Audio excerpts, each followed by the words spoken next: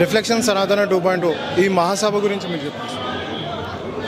Reflections సనాతన 2.0 ప్రస్తుత పరిస్థితుల్లో చాలా అవసరమైనటువంటి ఒక సమావేశం.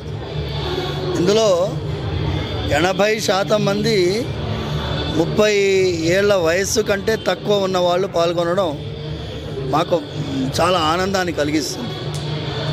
ఇది అమోఘ్ దేశ్పతి మీరందరూ ఒక బృందంగా ఏర్పాటై సమాజంలో మన సనాతన ధర్మాన్ని రక్షించడానికి ఏమేమి ప్రణాళికలు రూపొందించాలి.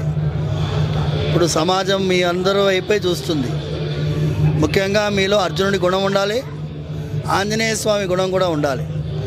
అర్జునుడు ఎలాగంటే పోరాడే గుణం, ఆంజనేయ స్వామి నిర్భయత్వానికి తెగింపుకి ప్రతీక.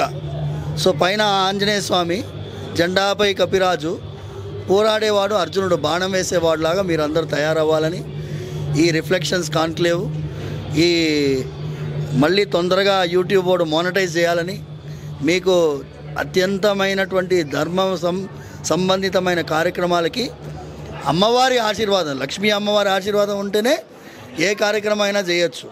ఇప్పుడు ఇంత అద్భుతమైనటువంటి కార్యక్రమానికి బలంగా ఉండేదే ఐశ్వర్యం.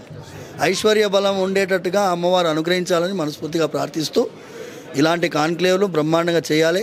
ముఖ్యంగా మీరు స్కూల్స్లో చేసేవి చాలా అద్భుతమైన కార్యక్రమాలు, యువతరాన్ని మంచి మార్గంలో నడిపించే ప్రయత్నం చేయండి అని ప్రార్థిస్తున్నాను. అదే అడుగుదాం అనుకున్నా. ఇప్పుడు ఈ తరం పిల్లలకు కానీ ఏమైనా తెలియాలి, వాళ్ళకి ఏం తెలియదు. మ్యాక్సిమం వాళ్ళకి ఎట్లా తెలియాలంటే ఇలాంటి కార్యక్రమాలు ఇంకా ఇదే ఏమవుతుందంటే నాయన, చదువు అనేది స్ట్రెస్ఫుల్ అయిపోయింది.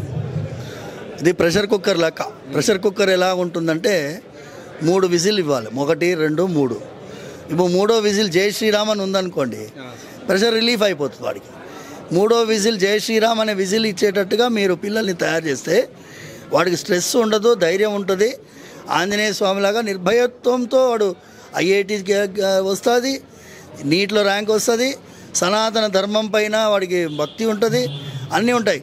అందుకోసమే స్కూల్స్లో యువతరాన్ని మంచిగా మన మార్గం వైపు నడిపించడానికి మీరు ఇంకా చాలా పోరాడాలి. స్కూల్స్ నుంచి కాకుండా ఇంట్లో నుంచి కూడా ఇది మార్పు స్టార్ట్ అవ్వాలి, పేరెంట్స్ నుంచి అని కూడా అనుకుంటున్నాను. పేరెంట్స్ నుంచి స్టార్ట్ అవ్వాలి అంటే చాలా అదేమంటారు, ఇది పర్కులేట్ అవుతుంది.